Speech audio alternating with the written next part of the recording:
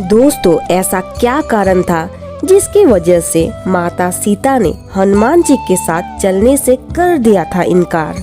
माता सीता की तलाश में जब हनुमान जी लंका पहुँचे तो लंका में हाहाकार मचाने के बाद उन्होंने माता सीता के सामने ये प्रस्ताव रखा कि हे माता, आप चाहे तो मैं आपको अभी रावण के अशोक वाटिका से निकालकर प्रभु श्री राम के पास लेकर चलता हूँ। पूरी लंका की सेना भी मेरा कुछ बिगाड़ नहीं सकती। हनुमान जी की बातों को सुनकर माता सीता खुश तो बहुत हुई, लेकिन साथ चलने से मना कर दिया। माता सीता के मना करने पर हनुमान जी ने पूछा कि हे माता, मेरे साथ चलने में आपको क्यों आपत्ति है? इसके उत्तर में माता सीता ने जो कहा उसे सुनकर हनुमान जी ने कहा, आप वास्तव में धन्य हो माता। आप कोई अपनी निशानी दीजिए जिसे प्रभु श्री राम को विश्वास हो कि आप कुशल है और मैं आपसे मिलकर आया हूँ।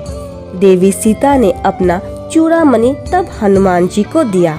चलिए जानते हैं माता सीता ने हनुमान जी को क्या कहा था। देवी सीता के मना करने की पहली वजह यह थी कि वे अपनी पतिव्रता धर्म का पालन कर रही थी।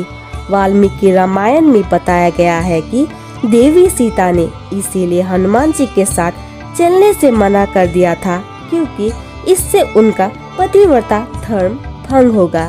देवी सीता ने कहा कि रावण बलपूर्वक मुझे उठाकर लंका ले आया था, उसमें मेरा वश नहीं था, लेकिन मैं अपनी मर्जी से किसी अन्य पुरुष का स्पर्श नहीं कर सकती। माता सीता ने हनुमान जी के साथ आने से मना इसीलिए भी कर दिया था क्योंकि इससे भगवान श्री राम की कीर्ति की हानि होती।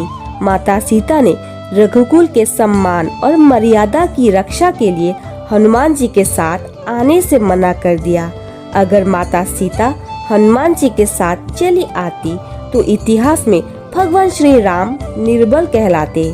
संसार हनुमान जी की कृति का बखान करता। शास्त्रों में कहा गया है कि पत्नी का धर्म होता है कि पति की मान और सम्मान और उनके कुल परंपरा का पालन करे। माता सीता ने इस कारण से भी साथ चलने से इनकार कर दिया। माता सीता का हरण करके रावण ने रघुकुल का अपमान किया था। जिस रघुकुल के राजाओं से देवता भी सहायता मांगते थे, रावण ने उस कुल के बहू का हरण करके अपराध किया था।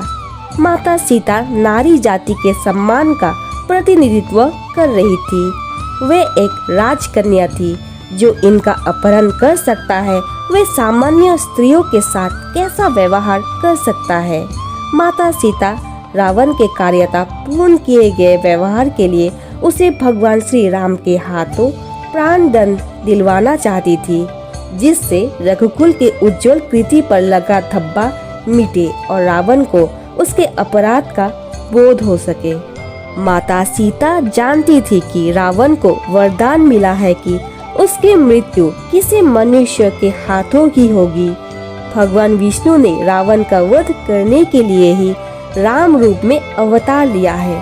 अगर वे हनुमान जी के साथ चली आती तो भगवान राम के अवतार का उद्देश्य पूरा नहीं हो पाता। भगवान श्री राम की कीर्ति अनंत काल तक नहीं रहती। रावण के कर्मों से दूषित लंका को शुद्ध करवाने के लिए ये जरूरी था कि भगवान श्री राम के चरणों की धूलि लंका में पड़े, जिससे धर्म का राज्य स्थापित हो सके। इसीलिए भी माता सीता ने हनुमान जी के साथ चलने से मना कर दिया।